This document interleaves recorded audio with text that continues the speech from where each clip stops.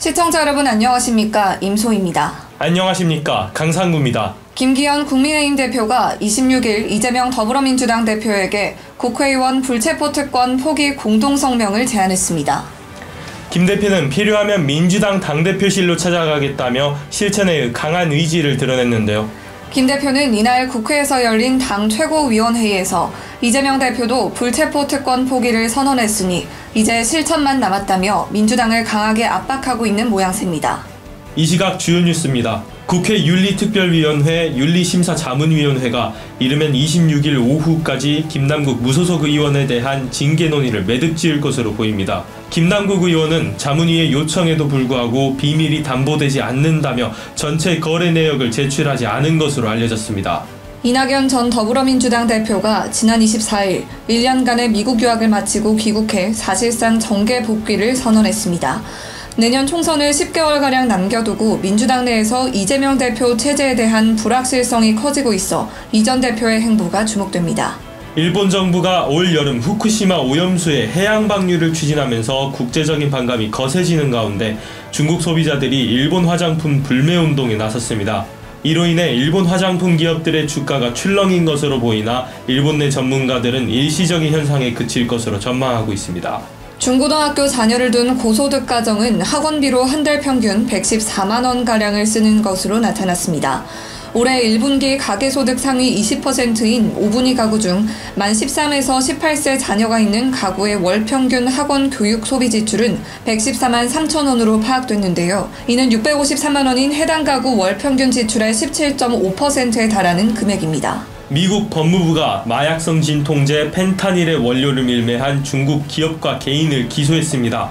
미국이 펜타닐 관련해 중국 기업이나 개인을 기소한 것은 이번이 처음입니다. 중국 외교부는 24일 전형적인 임의구금이자 자의적인 제재이고 완전한 불법이라며 중국 국민의 기본 인권을 심각하게 침해했고 중국 기업의 이익을 해쳤다며 강하게 규탄했습니다. 국가대표 축구선수 황의조가 사생활 논란에 휩싸인 가운데 온라인상에서 일부 누리꾼들이 관련 동영상을 금전 거래하는 정황이 포착됐습니다.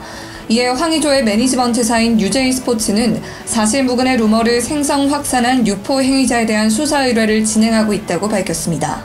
러시아 하원에서 이번에 발생한 무장 반란의 중심이었던 바그너 그룹을 규제하는 법안을 만들고 있다고 러시아 의원이 밝혔습니다. 현지 시각 25일 안드레이 카르타폴로프 러시아 하원 국방위원장은 민간 군사기업의 활동을 규제하는 법이 필요하다고 밝혔습니다. 다만 이것이 민간 용병단체를 금지하는 것과는 다르다고 선을 그었습니다. 올 여름 장마가 본격적으로 시작되면서 당분간 전국에 많은 비가 내릴 것으로 예상됩니다.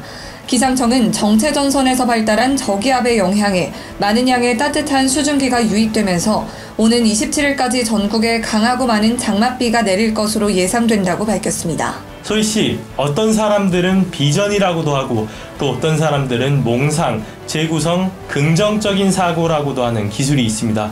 이 기술은 무엇일까요? 자신이 원하는 행동과 목표를 신중하게 떠올려보는 기술 아닐까요? 네, 맞습니다. 이 기술을 사용하면 마음속으로 생각한 것이 실제로 일어날 가능성이 더 높아진다고 하는데요. 물론 생각만 한다고 해서 그 일이 실제로 일어나지는 않습니다. 네, 그렇겠네요. 하지만 일단 비전을 갖게 되면 그것이 현실이 되도록 행동을 취할 수 있으니 시청자 여러분도 오늘부터 긍정적 사고를 갖고 비전을 세워보시기 바랍니다. 이 시각 주요 뉴스였습니다. 구독과 좋아요를 눌러주시면 더 좋은 뉴스로 보답하겠습니다. 지금까지 임소희, 강상구였습니다.